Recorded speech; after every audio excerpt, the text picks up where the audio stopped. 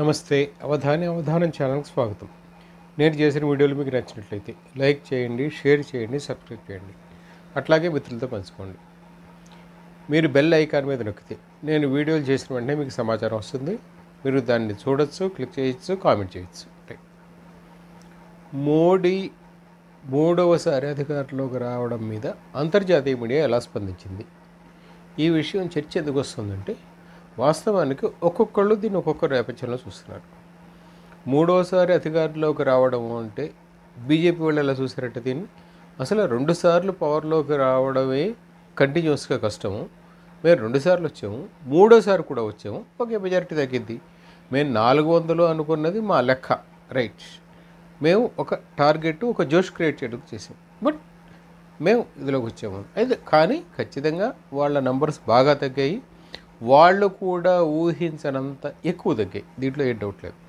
ఇప్పుడు ఏమిటంటే, అట్లాగే మన ఇండియా కూటమికి వచ్చేసరికి వాళ్ళు అనుకునే దానికంటే చాలా ఎక్కువ స్థానానికి వచ్చారు. ఇండియా కూటమిలో పక్షాలు అంటే వాళ్ళు అంతర్గతంగా వాళ్ళు కొట్టుకున్నా ఖచ్చితంగా వాళ్ళు చాలా వాళ్ళకి ఎవరికి వాళ్ళు బాగా పనిచేయగలిగారు, వాళ్ళు మంచి ఫలితాలు సాధించారు. బహుశా ఎక్కడ పంజాబ్లోనూ ఈ కాంగ్రెస్ను ఓడించే ప్రయత్నం చేసి తన స్థానాలు తగ్గించుకుంది. అలాగే ఢిల్లీలో కాంగ్రెస్తో కలవకుండా, అంటే కాంగ్రెస్తో కలిసినా కూడా అదేదో జస్ట్ లైక్ దట్ కలిసారు కనుక అక్కడ కూడా ఆల్మోస్ట్ 0 వచ్చింది. అంటే అక్కడ కాంగ్రెస్ జీరో అయ్యాయి. పంజాబ్కి వచ్చేసరికి ఆ 2 పార్టీలు ఇచ్చేసే, కానీ బట్ 2 కలిపి ఉంటే ఇంకా ఎక్కువ బలం వచ్చేది, అది జరగలేదు, రైట్. సో దీన్ని అంతర్జాతీయ సమాజం ఎలా చూస్తుందో, అంతర్జాతీయ మీడియా ఎలా చూస్తుంది అనే ప్రస్తావన వస్తే, వాస్తవానికి గ్లోబల్ టైమ్స్ చైనా అధికారిక ఇది వాళ్ళు చాలా మంచి కామెంట్ అంటే వాస్తవానికి దాన్ని ఖచ్చితంగా అందరూ ఆలోచించారు. చైనాతో ఉత్పాదక రంగంలో పోటీ పడే ప్రయత్నం భారత్ చేసింది. ఇప్పుడు ఆ ప్రయత్నం అంత జోష్తో జరగకపోవచ్చు అని చెప్పి చైనా కామెంట్ చేసింది. అండ్ ఇది చాలా పెద్దది.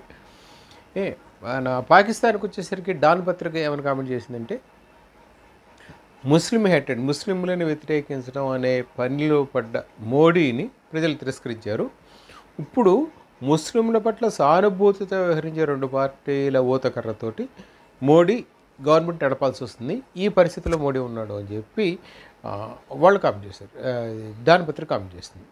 అట్లాగే వాషింగ్టన్ పోస్ట్, న్యూయార్క్ టైమ్స్ ఇవి కూడా దే మేడ్ డిఫరెంట్. బట్ అంటే అందరూ అంటే ఇంతకుముందు మోడీని అసలు ఓడించడమే కష్టము, మోడీ ఉన్నత స్థానంలో ఓడించడం కష్టం అనే పరిస్థితి నుంచి మోడీని ఓడించడం కష్టం కాదు, కొంచెం ప్రయత్నం జరగాలి, అది సీరియస్గా జరగాలి అనే పరిస్థితి వచ్చింది అని న్యూయార్క్ టైమ్స్ కామెంట్ చేస్తుంది. సో అంటే everybody is looking it at their angle, there is no this one.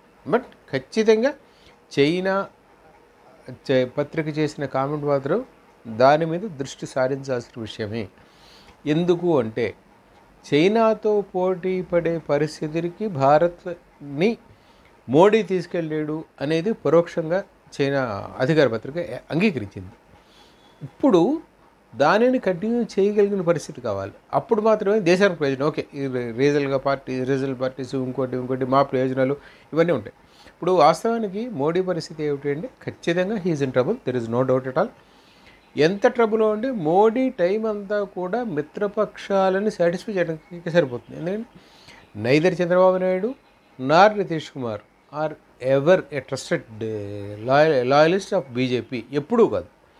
వీళ్ళు సరే వాళ్ళ ప్రాంతీయ అవసరాలు, వాళ్ళ అవసరాలు, వ్యక్తిగత అవసరాలు, వాటిని ఎట్లా ఎవరు నిర్వచించినా వాళ్ళ అవసరాల మేరకు వాళ్ళు లాయల్టీని షిఫ్ట్ చేయడానికి సిద్ధంగా ఉన్న నాయకులు. అంటే ప్రాంతీయ పార్టీలు అన్నీ అలాగే ఉంటాయి, వీళ్ళు అలా ఉన్నారా, ఇది ఎవరికి వాళ్ళకి ఎప్పటికప్పుడు మారుతూ ఉంటాయి ఈ ఈక్వేషన్స్.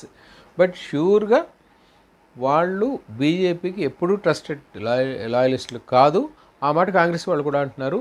అందుకే వాళ్ళని గుంజే ప్రయత్నం కూడా చేశారు. సంభవం అది సక్సెస్ కాలేదు, అది వేరే విషయం.